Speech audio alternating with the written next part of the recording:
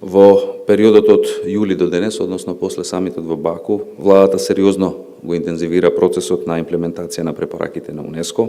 Се работи за сериозен и комплексен процес кој бара фокусирана посветеност на сите засегнати чинители: владата, општините, граѓаните, невладиниот сектор.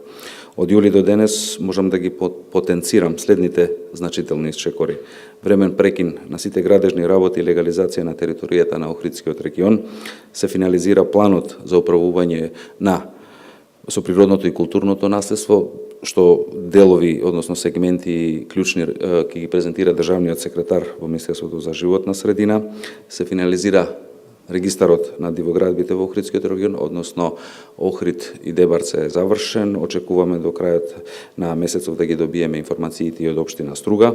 Се решава проблемот со колекторскиот систем. Со ребалансот на буџетот владата одвои 50 милиони денари за јавното предпријатие колекторски систем за ова фискална година, како и дополнителни 88 милиони за финансирање на долговите на поранешната Проаква.